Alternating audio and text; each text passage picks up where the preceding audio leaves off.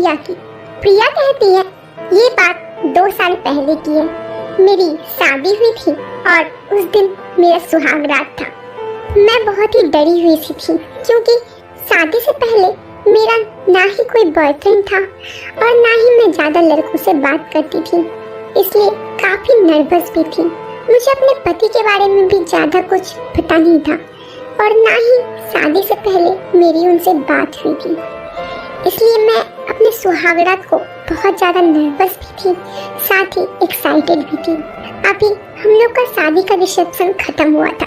मेरी फ्रेंड्स मेरे अगल बगल बैठी हुई थी और मुझे काफ़ी चिढ़ा रही थी और साथ ही डरा भी रही थी। मुझे भी डर लग रहा था कि मेरे पति कैसे होंगे, सुहागरात को क्या होगा।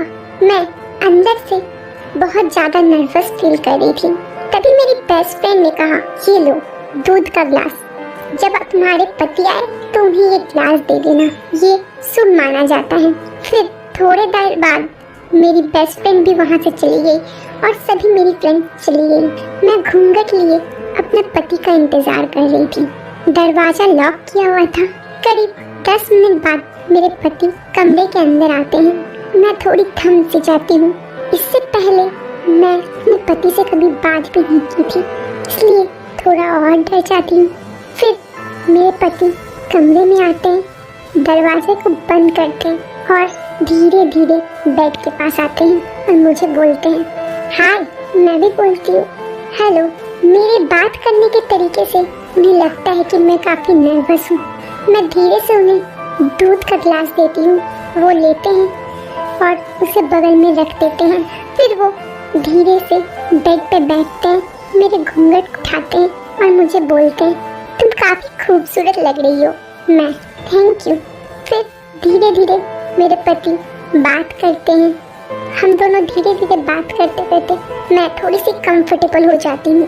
अब पहले जितना डर तो मुझे नहीं लग रहा, लेकिन एक्साइटमेंट जरूर है। फिर धीरे धीरे मेरे पति मुझे पूछते हैं कि मैं कौन से स्कूल में पढ़ती थी या फिर क्या मैंने किया। फिर उन्होंने मुझसे पूछा तुम्हारी कोई बॉयफ्रेंड था?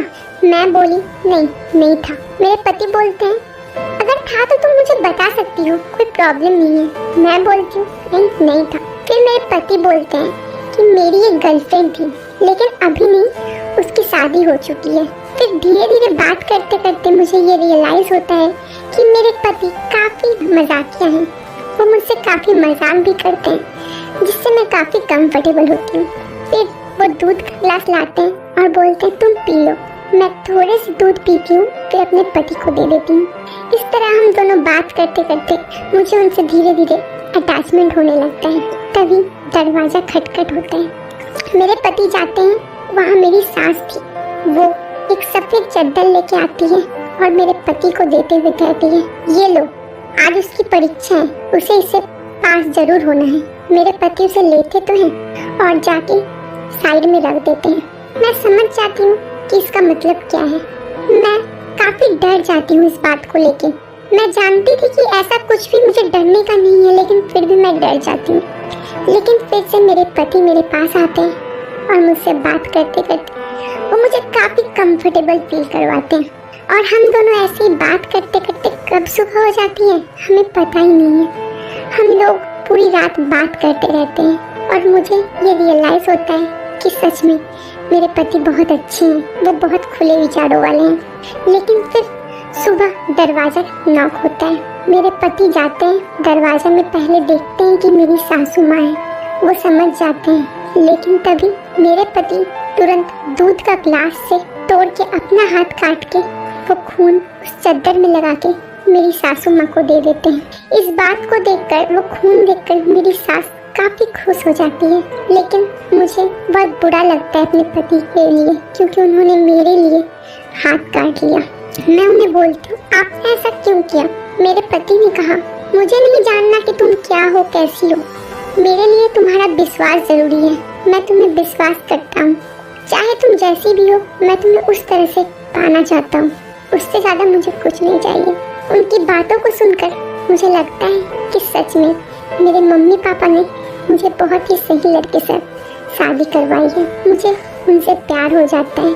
आज हमारी शादी को 2 साल हो चुके हैं और मैं अपने पति के साथ काफ़ी खुश हूँ। हमारा एक छोटा सा बेटा भी है। मुझे ससुराल में वो सारे मान सम्मान मिले क्योंकि उस रात चद्दर में खून था। लेकिन दोस्तों, एक बात जो मुझे अभी भी खटकती है वो ये है कि क्या सच में इस तरह का टेस्ट देना आज भी जरूरी है? क्या हम 21वीं सदी में भी उस तरह का टेस्ट देना चाहिए?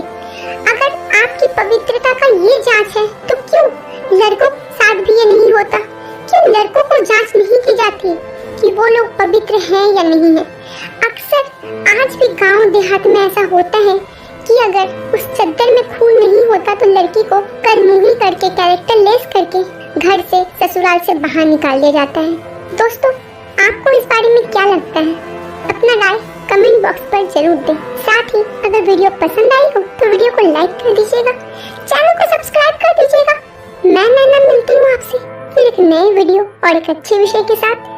तब तक के लिए नमस्कार।